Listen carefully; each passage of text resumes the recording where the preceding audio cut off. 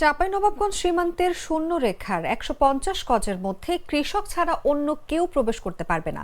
সীমান্তের যে কোনো সমস্যা বিজিবি বিএসএফ এর মধ্যে সমন্বিতভাবে সমাধান করা হবে। এছাড়া দুই দেশের কোনো মিডিয়া সীমান্ত সম্পর্কিত অপপ্রচার ছড়াতে পারবে না। আজ বুধবার সকাল 10:30টার দিকে চাঁপাইনবাবগঞ্জের শিবগঞ্জে সোনা মসজিদ বিওপির সম্মেলন কক্ষে সেক্টর কমান্ডার পর্যায়ে বিজিবি বিএসএফ এর বৈঠকে এই সিদ্ধান্ত হয়।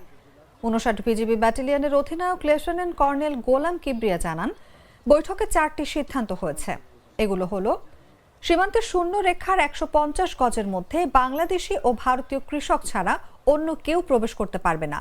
সীমান্তে সংক্রান্ত যে কোনো সমস্যা বিজিবি এবং বিএসএফ এর মধ্যে আলোচনার মাধ্যমে সমাধান করা হবে।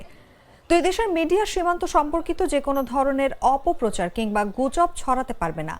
স্থানীয় জনগণকে অবৈধ অনুপ্রবেশ ও মাদক চোরাচালান থেকে বিরত থাকতে হবে। বৈঠকে বিজিবির পক্ষে নেতৃত্ব দেন রাজশাহী বিভাগীয় sector commander colonel Mohammad Imran Ibne এরোভ, আর বিএসএফ এর পক্ষে নেতৃত্ব দেন ডিআইজি অরুণ কুমার গৌতম, মালদা সেক্টর।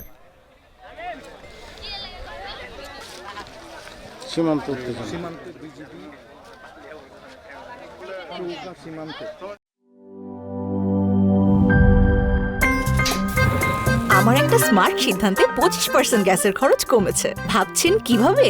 সাধারণ গ্যাস স্টোভ বদলে আমি এনেছি আরএফএল গ্যাস স্টোভ। এর সাইন্টিফিক নজল ও ব্রাস বার্নার ক্যাপ সমানভাবে তাপ ছড়িয়ে রান্না করে দ্রুত। তাই গ্যাসও বাঁচায় 25%, টাকাও বাঁচে 25%। আরএফএল গ্যাস স্টোভ নিরাপদ ও গ্যাস সাশ্রয়ী।